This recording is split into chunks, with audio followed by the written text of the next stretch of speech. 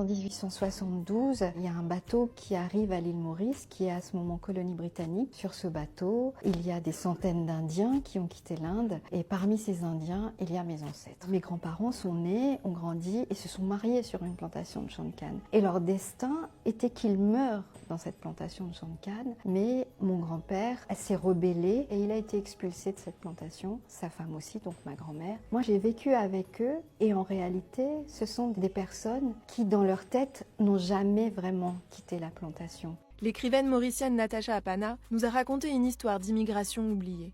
Quand l'esclavage est aboli il y a un peu moins de 200 ans, les colons n'ont plus de main-d'œuvre. Alors ils font venir massivement des gens par bateau dans les plantations. La majorité de ces travailleurs sous contrat viennent d'Inde. Le grand-père de Natacha Apana était de cela. Et cette vie rythmée par les champs de canne à sucre a duré jusqu'à lui. À l'île Maurice, quand ils arrivent, il y a quelque chose qui s'appelle le dépôt et on leur donne des numéros. De toutes mes recherches, même la dureté de la vie de mes grands-parents, la chose qui m'a le plus bouleversée, c'est les numéros. Je me dis que c'est quelque chose quand même, de se voir affublé d'un numéro dans un pays qu'on ne connaît pas.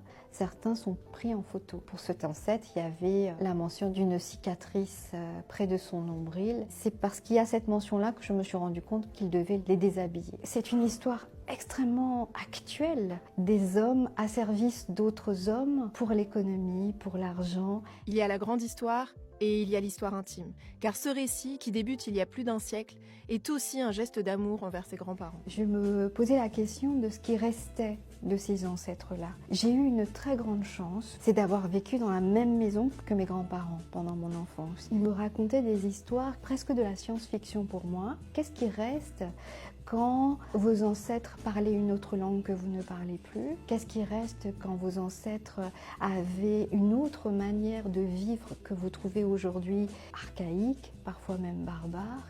Mais il vous reste quelque chose de cela. Cette première, cette deuxième, troisième génération de personnes déplacées ont eu à cœur d'habiter leur présent, d'habiter leur quotidien. Ils se sont délestés de plein de choses. Les traditions, les coutumes. Vous pouvez retrouver ça dans toutes les histoires de migration, combien les premières générations font un travail d'allègement pour les générations futures. C'est l'allègement également de la mélancolie.